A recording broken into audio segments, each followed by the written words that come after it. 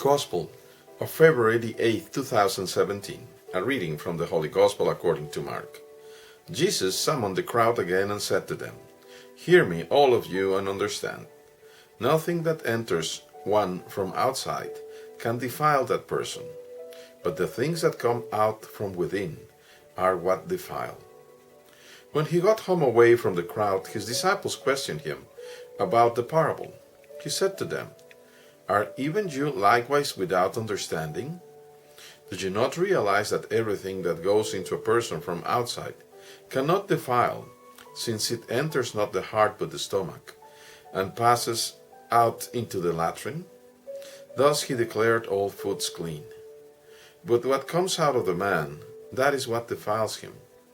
For within the man, from his heart, come evil thoughts, unchastity, theft, murder, adultery, greed, malice, deceit, licentiousness, envy, blasphemy, arrogance, folly. All these evils come from within, and they defile. Gospel of the Lord, praise to you, Lord Jesus Christ. Well, today we have the second part of this scene, the confrontation with the Pharisees and scribes.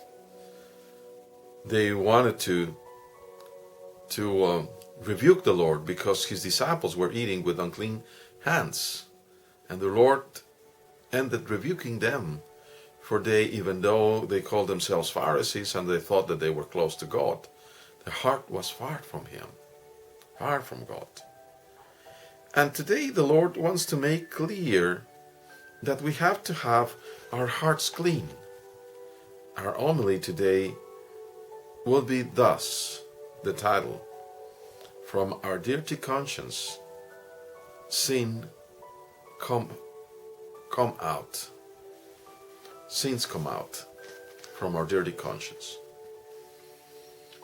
In Greek, the word is logismi, which reminded me of an admired presbyter, an Orthodox one, who unfortunately passed away about 2 years ago.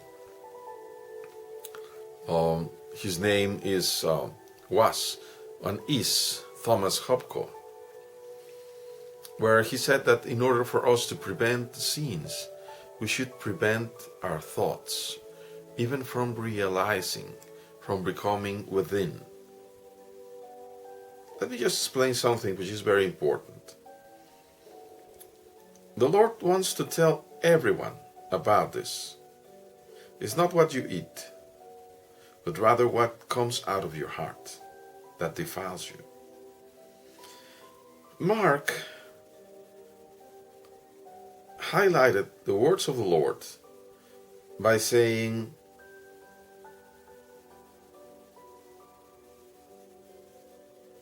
he declared all foods clean. For the Jews, along with the disciples, thought that there were many foods that were unclean, that they could not eat. But the Lord again told them that everything was clean. It's very interesting because one might think that some parts of that tradition, of the Jewish tradition, definitely were set traditions by humans, not by God. And it's very sad. It's exactly what the Lord told the scribes and the Pharisees yesterday in that segment of the Gospel. But let us dwell in the important part, the things that we must avoid at all costs. From within your heart, that is the conscience, the place of your conscience, the nucleus of your thoughts, of your feelings and desires and drives, come evil thoughts.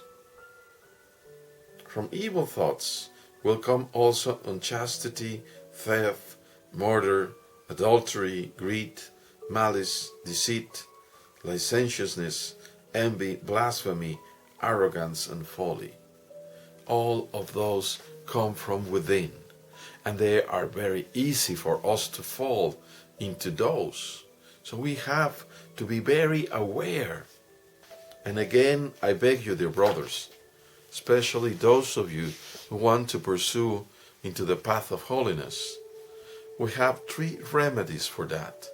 Prayer is the first one. We have to pray constantly.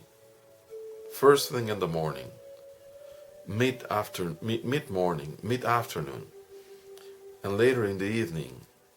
You have to pray. And if we can also attend the Divine Liturgy, do it. Go to the Eucharist, go to the Mass. That's prayer. Receiving the Holy Mysteries, the Holy Communion. But also, fasting. If for any reason you are being oppressed by some demons and feel distressed, fast. I am sure that when we fast, demons dislike it and they might choose to go somewhere else. Because when we are suffering, they don't want to suffer along with us. So fast. Fast on Wednesdays and on Fridays. Most of the weeks of the year, do fast. And like I said many times before, with the food that you're not eating on that fasting, Wednesday morning, Friday morning, share that food with somebody who is in dire need, so that you have also good deeds for you. Pray, constantly pray. Do pray for me and for others, for everyone, especially us that are ordained, and count on my prayers for you. Until we meet in heaven, God bless you all, brothers.